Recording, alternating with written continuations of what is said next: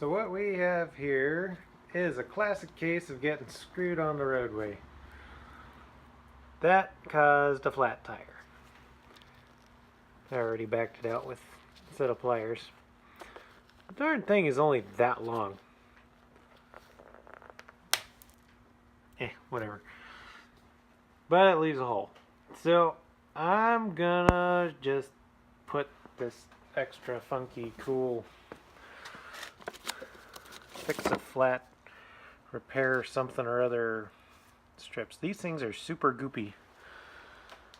And what they do is they bind or adhere to the tire wall or the sides of the hole on the inside. You push it through and it goes in kind of a bend because the way you shove it down, and then you cut it off flush. And then centrifugal force, as the tire rotates around, smushes it out to the side, so it becomes kind of like a pop rivet on the inside. Pretty cool. They seem to work pretty well. I've never had them fail. But before I can put that in, got to run this Raymer thingy-mabobber through there, which is sort of a high effort, high energy job. I wonder if I could do it with one hand. Yeah, no. Two-handed job, because that's flexing a lot. I might even have to put some air into it, just for some resistance. But yeah, run this in and out a couple times, then load these up and shove it in. Okay, so some tips and pointers on getting these super goopy things off of here. They are super sticky. So what I just did is I took a knife and I cut half of the cellophane cover off. I peeled it off the top side, or whichever side I had up.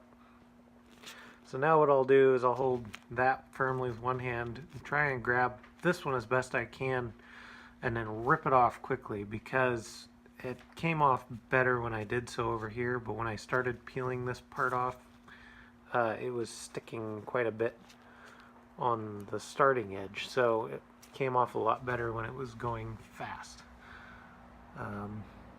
Be warned, whatever you're touching it to is going to get very stuck to it. And then you got to figure out how to shove it through that slot right there. But that's in a minute. Okay, so I got it started. Focus.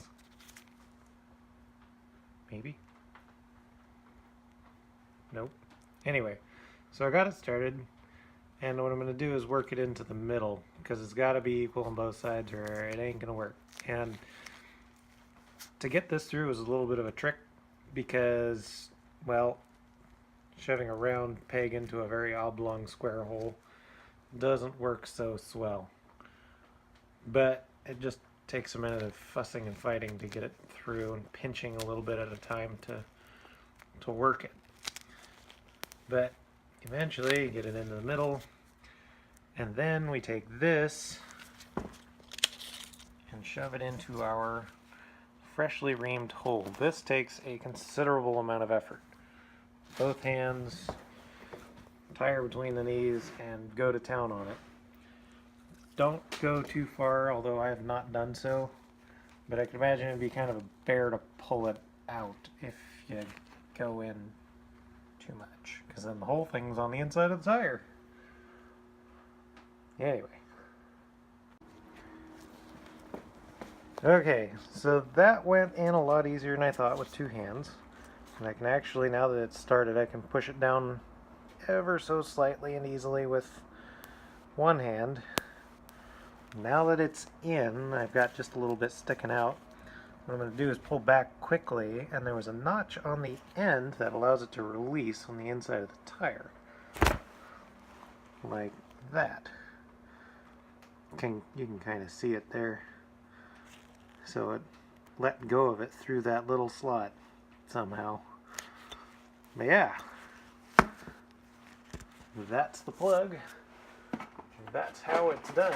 Then take some handy dandy razor that just happens to be in arm's distance, or grabbing distance, And cut this off flush with the surface.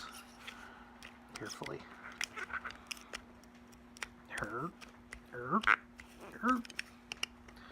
Maybe.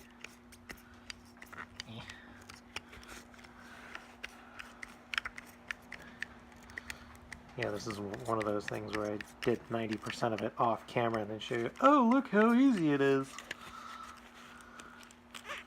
Yeah. Maybe not.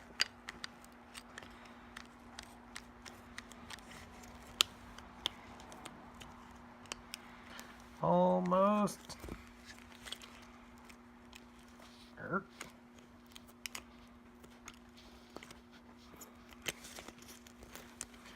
Anyway, kind of gives you an idea how tough these are. They're quite good. I've used them on a variety of vehicles. They work well. There. Fill it up. Good to go. Cheap insurance. Kind of, sort of. And that is how I do tire repair with this kit. Got it from my local auto parts store, I think. Not terribly expensive, but very handy when needed.